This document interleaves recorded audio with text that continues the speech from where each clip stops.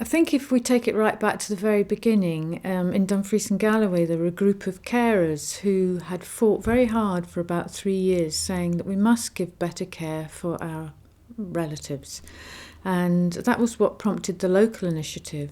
But the strength and encouragement that the carers have given us throughout the whole process has been really, really important.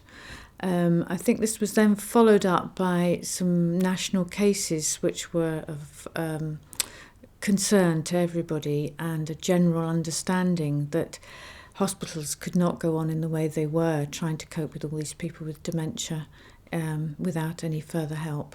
Then, as part of developing that project, we had the opportunity from the dementia strategy to bid for a national dementia champions project that was part of driving forward some of the key aims and objectives from the dementia strategy. And we were successful in gaining the award of that project, and that continued in a partnership between the University of the West of Scotland and Alzheimer's Scotland. And we took the best of the local project and took that forward to the national project. Well, it was always looking to reduce stigma for people with dementia. It was also looking to try and get the staff to see that families have a real role in the care and that they shouldn't be excluded once somebody moves into acute settings. People looking at the environment, for example, they were putting up signs, to show where the toilet was, where the shower was, big clocks that people could see, things like that. Trying to change the colour schemes as well, so that there was a bigger difference between things, so that it wasn't all beige and it was easier for people to see.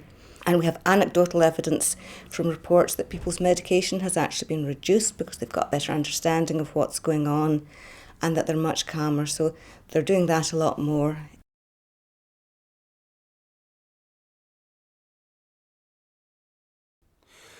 Well, I am Angie Inch, the dementia advisor for East Dunbartonshire, approached myself and Norman Williamson.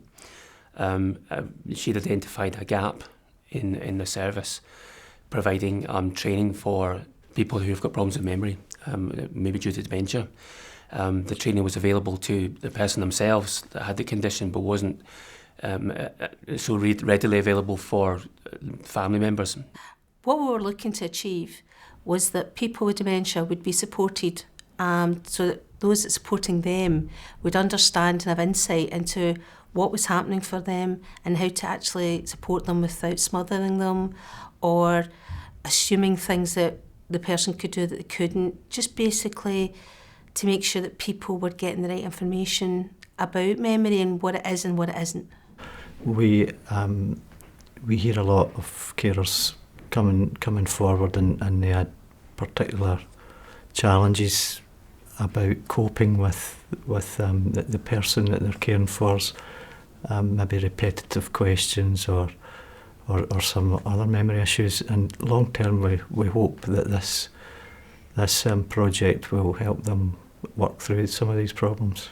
What we really, really want to do is, and this was written before the pillars and the standards were brought out, but it fits in beautifully because everybody should have a carer or a supporter who's fully educated about their illness and who understands why things are happening and can work with it, not against it.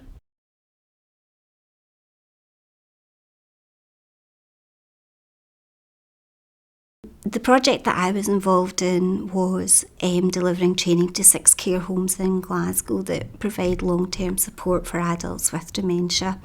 And the aim of the project was really to sort of raise awareness of the impact that sight loss can have on an individual, whether the sight loss is through an age-related eye condition or the effects of dementia. It was also to give tools to care workers to be able to identify sight loss in individuals with dementia, because sometimes if their communication skills have deteriorated, they're not able to advise that their sight is getting worse. And it was also to provide sort of long-term monitoring so that vision support could be incorporated into the current care plan system. Well, the benefit to the residents is more independence and maintaining a high level of dignity. There's less spillages in the dining table because we've taking away a lot of the kind of clutter on the tables, as I said. Things like we now realise that orange juice in a yellow glass makes the glass look empty. So there's, we're aware of that. Lighting in the lounge, but with better use of lamps from behind rather than sitting at the side. It's touched every aspect of care in the place, from, personal, intimate care issues right up to, how I decide to spend pieces of the budget to improve to make the environment better for people to live in. We're always looking for ways to make life better for the residents, plain and simple.